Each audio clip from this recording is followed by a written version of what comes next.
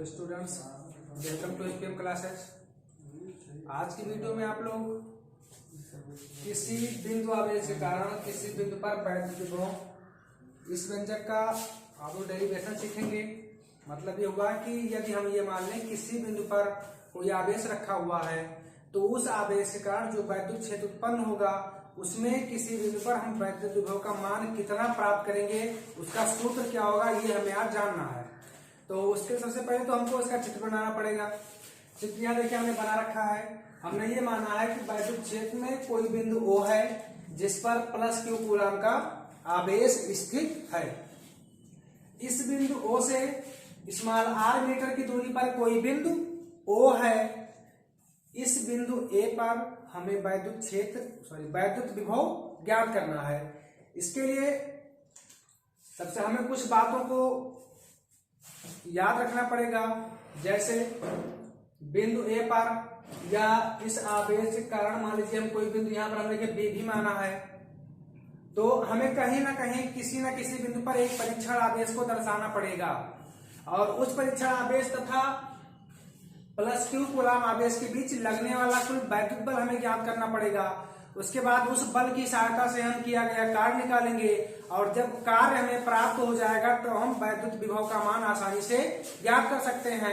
तो सबसे पहले तो हमें जानना यह है कि प्लस Q कूलम का आवेश जिस माध्यम में स्थित है उसका परावैद्युतांक कैपिटल K है और बिंदु A पर वैद्युत विभव ज्ञात करने के लिए हमने बिंदु O से x मीटर की दूरी पर कोई बिंदु B माना है जिस पर प्लस Q0 या Q0 परीक्षण आवेश स्थित है।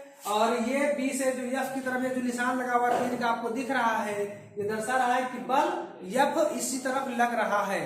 उसके बाद अब आप देखिए, यदि हम प्लस Q और प्लस Q0 यानी O और B के बीच लगने वाला वैद्युत बल, चाहे वो आकर्षण बल हो या प्रतिकर्षण बल हो, अगर उस बल को हमें निकालना हो तो सबसे पहले हमें कूलम के नियम की आवश्यकता पड़ेगी। इन सब बातों को आपको ध्यान रखना है। यहाँ देखिए, माना बिंदु O पर प्लस Q कूलम का आवेश किसी ऐसे माध्यम में स्थित है जिसका परावैद्युतांक कैपिटल K है, ये आपको हम बता चुके हैं। आवेश प्लस Q द्वारा उत्पन्न वैद्युत क्षेत्र में बिंदु O से r मीटर की दूरी पर कोई बिंदु A है जिस पर हमें वैद्युत विभव ज्ञात करना है। यहाँ इस बिंदु की बात हो रही है, ये भी आपको हम बता चुके हैं। इसके लिए माना बिंदु O से x मीटर की दूरी पर A की सीध में कोई बिंदु B है जिस पर प्लस Q0 कूलम का परीक्षण आवेश रखा है। ये इस बिंदु की बात हो रही है और ये भी आपको हम बता चुके हैं। एक बार आप फिर से ध्यान दीजिएगा। हमने ये माना वैद्युत क्षेत्र में प्लस Q कूलम का आवेश बिंदु O पर रखा है और माध्यम इस प्रकार का है जिसका परावैद्युतांक कैपिटल K है। इस बिंदु O से स्मॉल r मीटर की दूरी पर कोई बिंदु A है जिस पर हमें वैद्युत विभव का मान ज्ञात करना है। इसके लिए हमने बिंदु O से x मीटर की दूरी पर कोई बिंदु B लिया है और इस बिंदु पर हमने Q0 प्लस Q0 या Q0 धनात्मक परीक्षण आवेश रखा है। तो अगर हमको प्लस Q और Q0 के बीच का वैद्युत बल निकालना हो तो यहां लिखेंगे तब प्लस Q व प्लस Q0 के बीच लगने वाला वैद्युत बल F बराबर, आप कूलम का नियम जानते हैं, 1/4 pi epsilon not into coulomb के नियम में Q1 Q2 था, वहां पर एक तरफ Q1 आवेश था, दूसरी तरफ Q2 आवेश था। यहाँ पर हमारे पास प्लस Q और प्लस Q0 आवेश है, तो यहाँ पर Q इंटू Q0 और अपान r स्क्वायर था। यहाँ पर बीच की दूरी x है तो x स्क्वायर हो जाएगा। अब आप थोड़ा चित्र में ध्यान दीजिए। अगर हम ये मान लें कि इस परीक्षण आवेश प्लस Q0 को हम बल के विपरीत दिशा में यहाँ कोई बिंदु C मानते हैं और B से C के बीच की दूरी हम dx मानते हैं। dx का मतलब ये हुआ कि ये दूरी बहुत अल्प है। मतलब ये हुआ कि हम प्लस Q0 परीक्षण आवेश को बल के विरुद्ध बिंदु B से अल्प दूरी dx तक कोई बिंदु C है वहां तक हम लेकर के आ रहे हैं। अब आप ध्यान दीजिए, अगर हम इस आवेश को यानी परीक्षण आवेश प्लस Q0 को बिंदु B से बिंदु C तक लेकर के आए तो किया गया कार्य हमको ज्ञात करना पड़ेगा। तो यहाँ पर लिखेंगे इसको, चलिए मान लें समीकरण नंबर फर्स्ट लिखेंगे, परीक्षण आवेश प्लस क्यू नॉट को वैद्युत बल के विरुद्ध अल्प दूरी dx तक लाने में किया गया कार्य। वैसे किया गया कार्य बराबर होता है बल गुणे विस्थापन। तो किए गए कार्य को हम दर्शाते हैं W से, बल कैपिटल F और गुणे विस्थापन dx। लेकिन यहां पर आप ध्यान दीजिए, यहां लिखा हुआ है वैद्युत बल के विरुद्ध। यदि हम प्लस Q0 कूलम परीक्षण आवेश को वैद्युत बल के विरुद्ध या वैद्युत बल की विपरीत दिशा में लेकर के आएंगे तो ये जो विस्थापन है वो हो जाएगा माइनस dx। और अगर यहां पर मान रखा जाए तो ये हो जाएगा W बराबर F का मान 1/4 pi epsilon not into Q0 upon x square और गुणे माइनस dx। ये जो कार्य हो रहा है, ये कार्य बिंदु B से बिंदु C तक आवेश या परीक्षण आवेश प्लस Q0 को लाने में किया गया कार्य है। अब हमने आपको इसके पहले कई बार बताया था कि जब हम लघु लेंगे या लघु दूरी लेंगे तो लघु दूरी के साथ कार्य भी लघु ही होगा, मतलब थोड़ा सा कार्य होगा। तो अगर हम चाहें तो इसे dw भी लिख सकते हैं, छोटा सा कार्य, छोटी दूरी या छोटा विस्थापन के सापेक्ष ये छोटा सा कार्य हो गया। अब अगर हम ये मान लें कि इस आवेश को यानी परीक्षण आवेश प्लस Q नॉट को हमें अनंत से बिंदु A तक लेकर के आना हो, अनंत से बिंदु A तक का मतलब हुआ इनफाइनाइट टू x नहीं r, क्योंकि बिंदु O से A तक की दूरी कितनी है r। तो यहां लिखेंगे यदि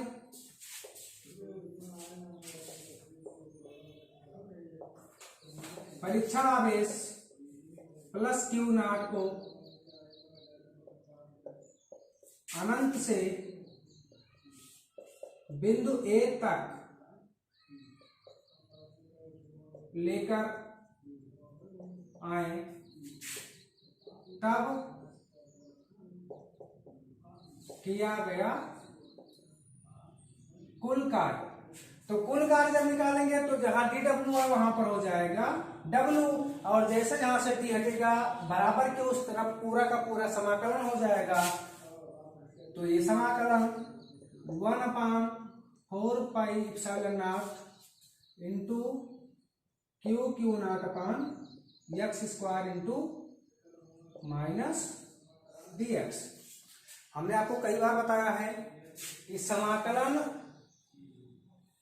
जहां पर dx होगा या dy होगा, मतलब d के साथ जो पद होता है हमें उसी का समाकलन करना होता है। तो यहाँ d के साथ x है तो हमें केवल x का ही समाकलन करना है, और बाकी के जो सारे के सारे पद वो कांस्टेंट मतलब नियत बने रहेंगे। तो जितने पद 1/4 pi epsilon not into Q not, ये सारे के सारे पद उसी अवस्था में रहेंगे। तो इनको अगर हम बाहर लेकर के आए तो ये हो जाएगा W बराबर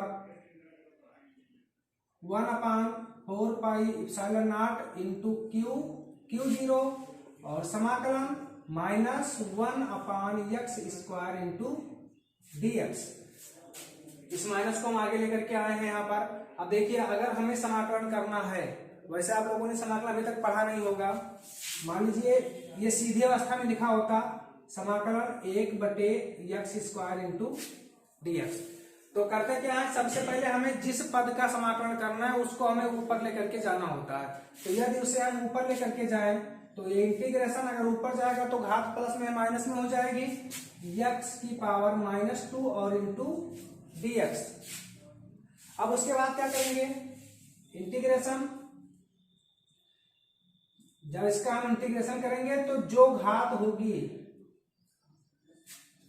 उस घात में 1 जोड़ देंगे, और नीचे जितनी घात x के सापेक्ष ऊपर है उतनी ही घात नीचे भी लिखी जाएगी।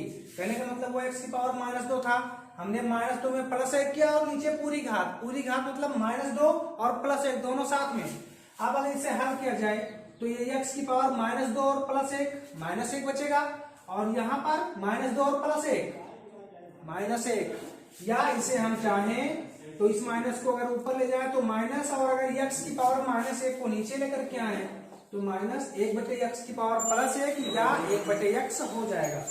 यहां से ये पूरी प्रक्रिया आपको विशेष ध्यान में रखनी है, क्योंकि यहां पर हम सीधे सीधे इसका मान रखेंगे, तो इसलिए इसको आप कहीं ना कहीं नोट जरूर कर लीजिएगा।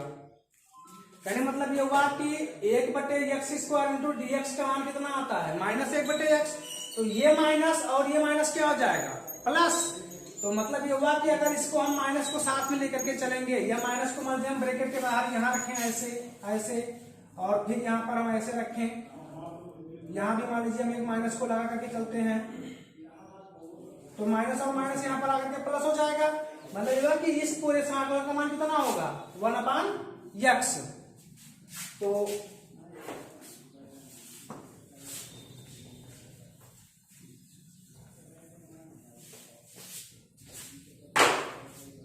ये हो जाएगा W बराबर, इसे अगर हम चाहें तो Q इंटू Q0/4πε0 और इंटू 1/x लिख सकते हैं।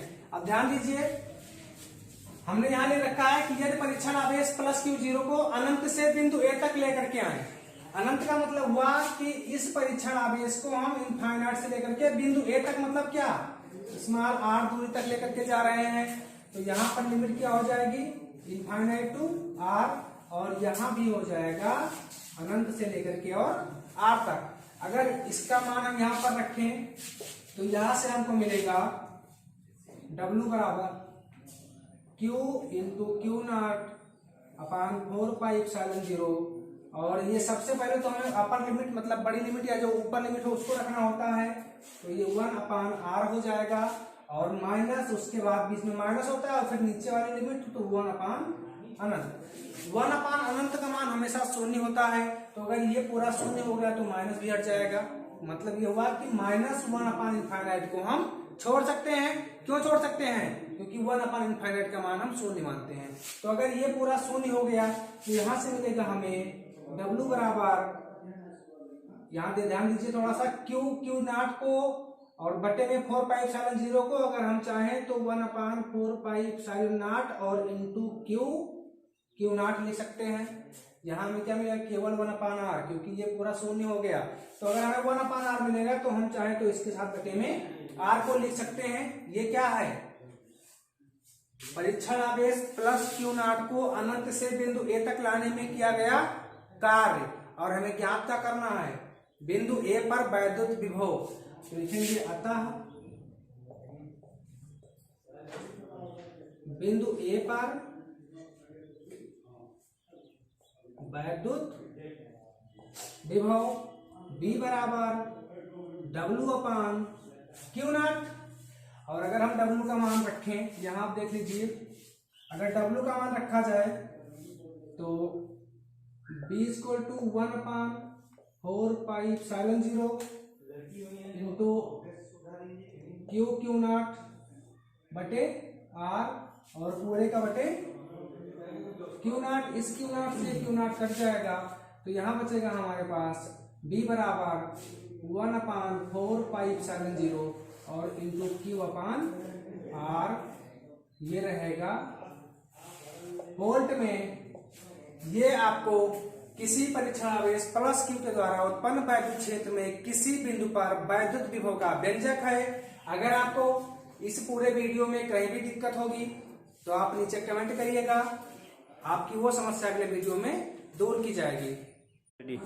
यहाँ पर आपको एक बात विशेष ध्यान देना है कि हमने यहाँ पर लिखा था कि माध्यम कैपिटल K है, और हमने इस पूरे डेरिवेशन में कहीं भी K का उपयोग नहीं किया है। तो K का उपयोग हमने क्यों नहीं किया है, यहाँ पर आपको हम बता दे रहे हैं। माना माध्यम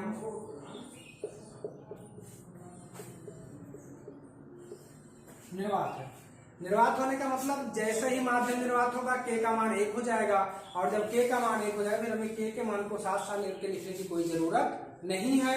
अगर मान लीजिए आपको कहीं निर्वात के अलावा कुछ और दिया है तो यहाँ पर आप के लिख सकते हैं, इसके साथ यहाँ पर के हो जाएगा, और इसके साथ यहाँ पर भी के होगा, बाहर भी यहाँ के आएगा, यहाँ भी के होगा, यहाँ भी के होगा, यहाँ भी के होगा, और यहाँ पर भी के होगा।